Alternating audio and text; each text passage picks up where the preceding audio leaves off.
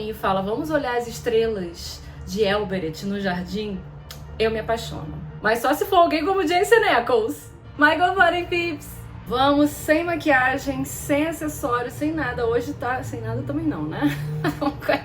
Olha, sabe quando você descobre o que você realmente gosta de fazer? Quando você se faz a pergunta, se amanhã eu ganho na loteria, ganho na Mega Sena, milhões e milhões de reais, o que eu continuaria fazendo mesmo sendo milionária? E a conclusão é que eu continuaria fazendo esses vídeos. Gente, que tristeza. Chegamos à cena do filme mais marcante da história do cinema nos últimos 30 anos, o Conselho de Elrond, capítulo 2 do livro 2 de Sociedade do Anel. Aqui a gente vai sentar e ouvir muita coisa, ter várias perguntas respondidas, muita gente nova vai ser apresentada. É um buffet livre de raças e manuais de RPG. Glóin tá lá, Glorfindel, Gandalf, Elrond, é claro, Aragorn, Frodo, Bilbo tá também, apesar de no filme ele não ter sido chamado. Aí tem os nomes novos, que é o Gimli, que é o filho de Glóin, Legolas, filho de Thranduil, da Floresta das Trevas, Galdor, dos Portos Cinzentos, esse nome tá só no livro, não tem nos filmes, Boromir, um homem do sul, e que homem! Enfim, maior galera delícia, e assim como narradora eu vou usar a mesma desculpa aqui e falar que nem tudo que foi debatido no conselho vale a pena ser contado aqui no vídeo. Então vamos ao capítulo. O Glóin fala boa parte do que tá perturbando o seu coração, do mal crescente que tá acontecendo na Montanha Solitária, e aí ele comenta que o Balin, o Ori e o Oin há 30 anos partiram para Moria, Khazad-dûm, na língua dos anões. E lembra que eu comentei no capítulo anterior que a gente não sabia o paradeiro desses três ainda? Então agora a gente sabe. E olha só que bacana. No livro, o Sauron ainda manda um capataz dele lá pra Montanha Solitária pra negociar com os anões. Negociar, né? Ameaçar, a palavra mais correta. E ele diz que vai dar anéis pros anões e em troca eles só precisam capturar o ladrão do Um Anel ou um anel e devolver para Sauron. Aí os anões nem aceitam nem negam e o capataz lá vai e volta 2 vezes pra cobrar uma resposta. E promete que vai voltar uma terceira vez e que nessa terceira vez, ó, é a final. Mas ainda não chegou essa terceira vez. O Elrond, então, nessa hora, ele conta tudo sobre o Sauron e sobre os Anéis de Poder. Tem gente que vai torcer o nariz aqui pra muita coisa que acontece na série Anéis de Poder. Porque eles mudaram, gente. Não foi só mudança de...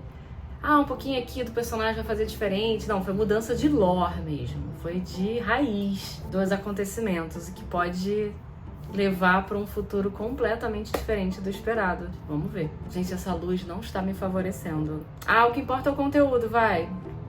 O Elrond, nessa hora, ele conta que ele recebeu a ajuda do Sauron para aprender a arte da forja. Nessa época, ele ainda não tinha aparência maligna. Vamos combinar que na série Anéis de Poder, o Sauron tem cara de designer que gosta de Coldplay. Então, assim... maligna, realmente, ele não tem.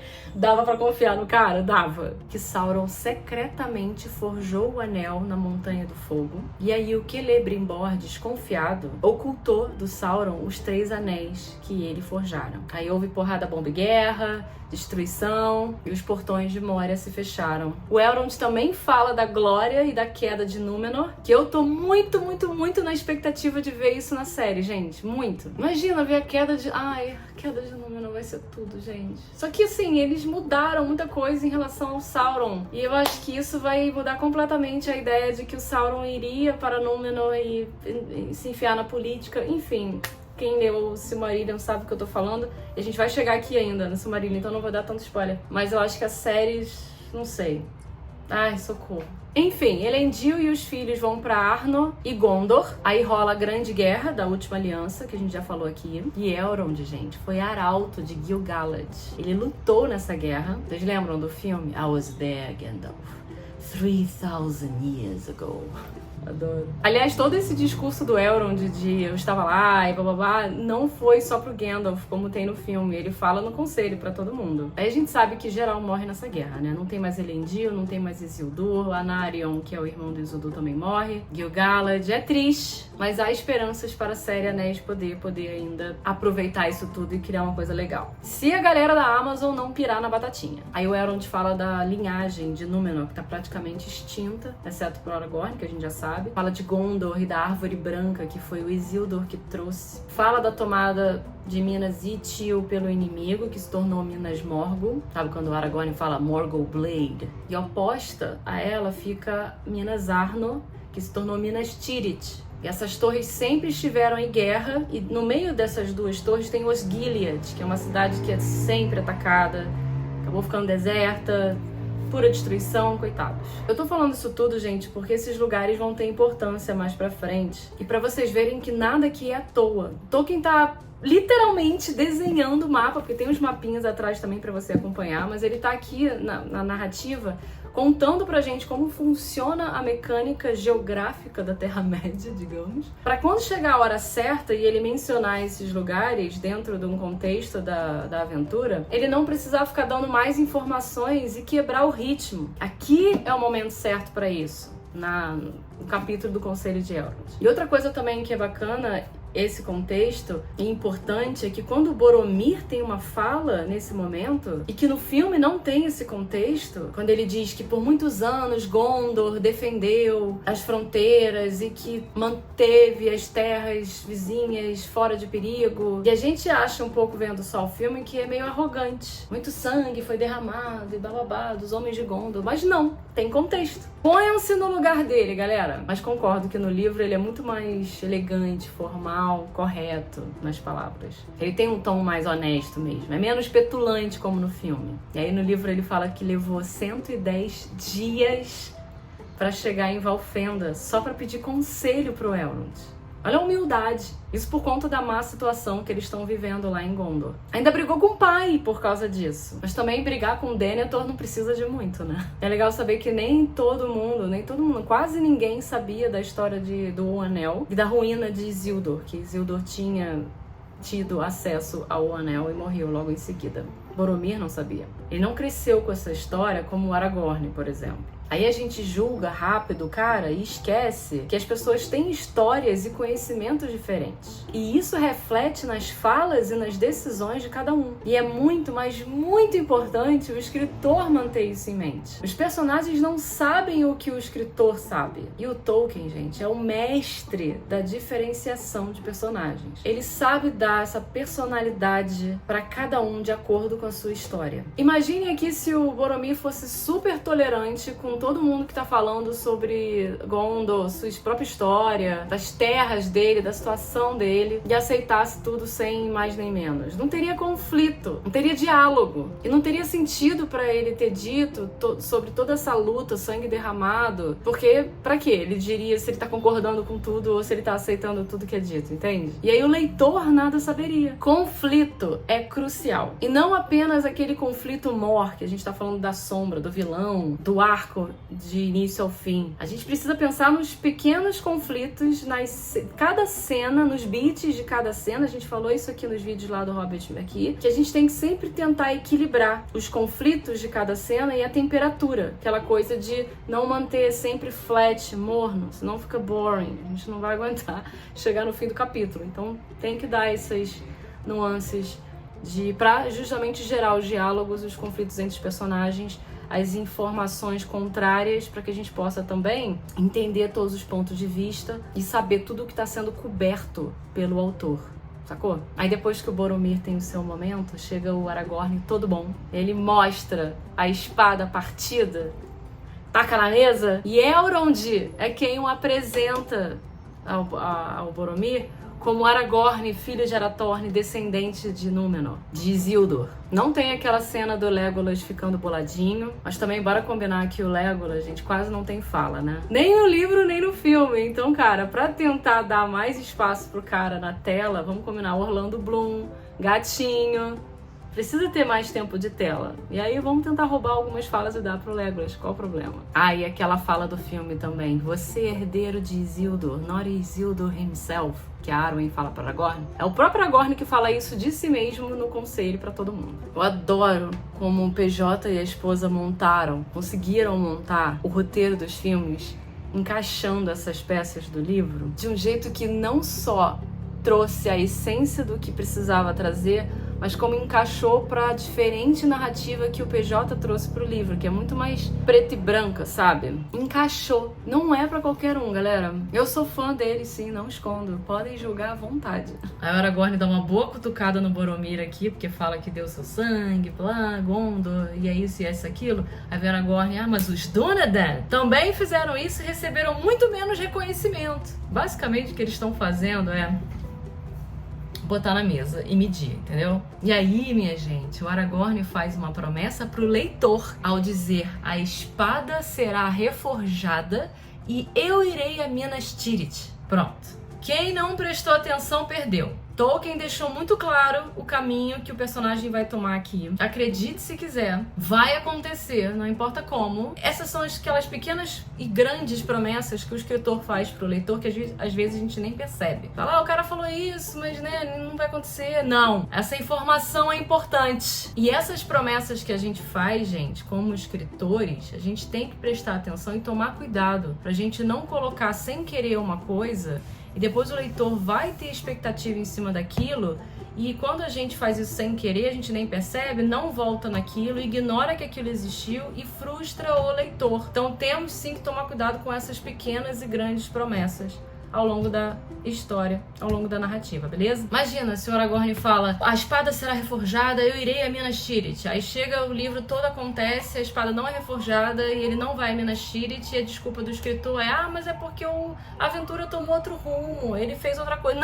Não dá. Isso seria muito frustrante. Chega a vez do Bilbo, ele conta toda a história dele, do anel, como conseguiu o anel com Gollum, bababá. Muita gente já sabia a história, mas ele conta mesmo assim. Ele passa a palavra pro Frodo, que conta a parte dele. E aí, por último, como fala o Elrond, o lugar de honra para falar por último é do Gandalf. E ele conta finalmente por que ele deu o bolo no Frodo. Fala desde quando ele começou a desconfiar do anel, que ele foi até Gondor para ler as palavras de Isildur nas cartas lá. Aí ele remete até um pouco da parte lá do Hobbit ainda. Fala também de quando o Aragorn caçou o Gollum e o Gandalf o interrogou sob tortura, sabemos disso, melhor do que ele admite, até o momento que ele consegue descobrir que realmente se trata de um anel, e a prova que teve disso lá em Bolsão, quando joga o anel no fogo e lê as inscrições. E aí o momento que todos na sala de cinema estavam esperando o nosso sol. Peraí, só 5 minutinhos. Que a galera foi à loucura em todas as primeiras sessões que eu vi. O pessoal gritava quando Gandalf começa a ler as inscrições na língua de Mordor, no Conselho de Elrond. É magnífico. Schnais, Durbato, Luke, whatever. Maravilhoso. Radagast é mencionado. Eu sempre gosto dos personagens mais toscos que ninguém gosta. Eu adoro, gente. Radagast, um dos 5 Istari, junto com Gandalf e Saruman. Os outros 2 ninguém sabe, ignora, não precisa saber. A não ser que Anéis de Poder queira explorar esses personagens de alguma forma, e a gente vai saber em breve. Bom, Radagast que conta pro Gandalf que os Nazgûl saíram lá de Minas Morgul e atravessaram o rio Isen. Lembram do Saruman? River Isen. Mas é o Radagast que conta pro Gandalf no livro. E nesse encontro, o Radagast fala que o Gandalf até o Saruman mandou por ele, quer falar com ele, vai lá encontrar com o Saruman e bababá, e o Gandalf vai encontrar com o Saruman. Em vez de ir pro condado encontrar com o Frodo. E aí, nessa hora que ele faz aquela carta, deixa com carrapicho e vai correndo para as torres de Orthanc. Olha como é que o quebra-cabeça do Tolkien vai... é delicioso, gente. Delicioso! Orgasmo para escritores. E o PJ não deixa a desejar, tá? O discurso do Saruman pro Gandalf nessa hora é enorme. É claro que eles não iam colocar tudo no filme, mas quando você termina de ler e entende a essência do que foi dito e vê o filme, aí você percebe o quanto que o Christopher Lee foi feliz no papel. Gente, desculpa a rasgação de seda aqui hoje, mas essa parte do livro e do filme é uma das coisas mais lindas, mais fabulosas e maravilhosas que eu já vi em toda a minha vida. Então vai ter rasgação de seda, sim. Vai ter pelasaquismo. Não consigo não falar bem. E aí aqui tem aquela cena que o Gandalf conta, né? Que ele estava sendo mantido prisioneiro por Saruman na Torre de Orthanc, que fugiu nas costas de Gwaihir, o Senhor das Águias. Muita treta envolvendo águias na Terra-média. E eu não vou falar dessas tretas aqui nesse momento, vou deixar pro final. Aliás, essa cena no filme é icônica, aquela trilha sonora. Tan, tan, tan, tan, tan, tan. Aí mostra Isengard e os exércitos que Saruman está construindo, e aí o Gandalf na torre, e aí ele foge na águia, e aí vá. Nossa, é lindo. Gente, eu tô tendo que fugir do sol, tá difícil. Sério, gente, tirando Harry Potter, alguns filmes, não todos, eu nunca vi alguém adaptar um filme com tanto carinho. O importante aqui disso tudo em relação às águias, gente, é só saber que tem um diálogo entre o Gandalf e o Gwaihir, e que o Gwaihir deixa muito claro que ele carrega apenas notícias e não cargas. Não é tão simples pegar carona assim com águias na Terra-média. Aquilo ali foi quebrar um galho pra salvar a vida do Gandalf, só. Por enquanto. Já falei, não vou começar essa treta agora. Bom, Gandalf então desce em Rohan. Aí é quando ele pega o Shadowfax, né, o cavalo branco lá. E aí sim, é um cavalo rápido. E aí poderia até defender que o Gandalf chegaria em qualquer lugar em menos de 2 dias. Mas antes não, só agora. Tanto que ele fala que ele chegou num condado à procura do Frodo.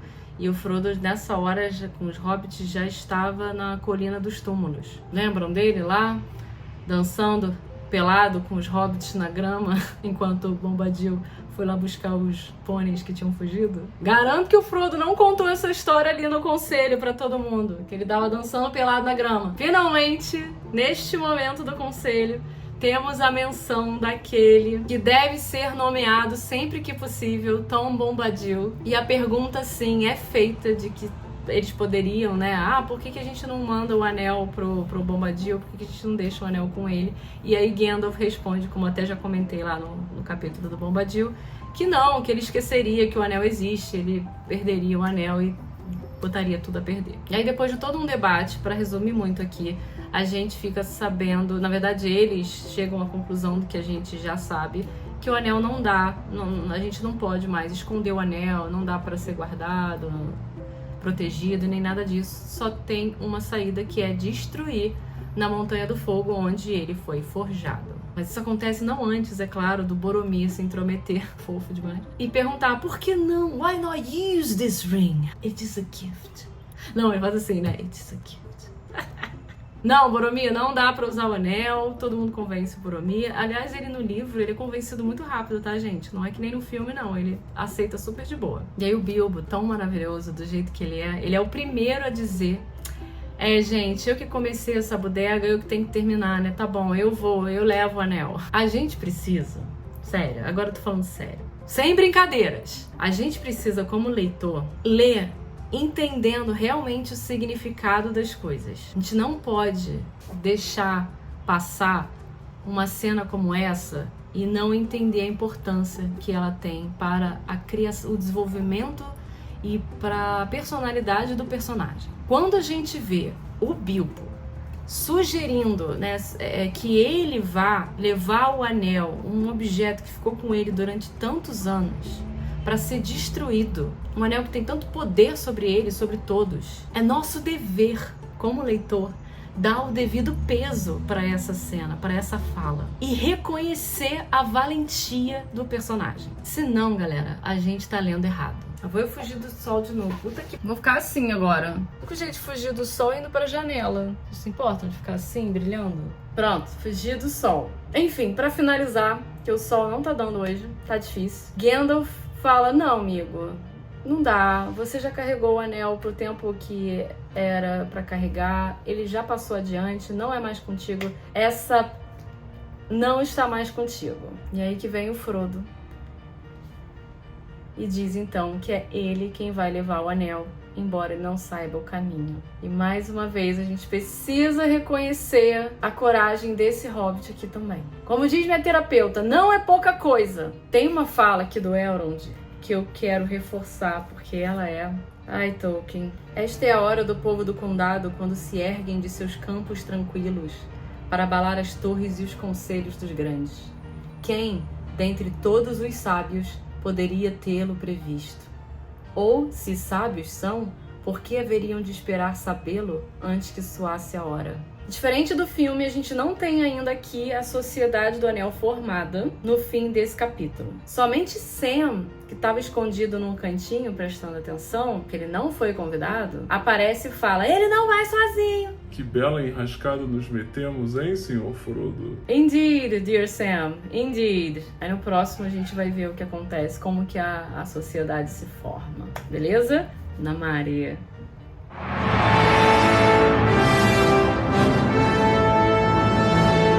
Já tá pegando sol na piscina, tô aqui gravando vídeo, puta minha.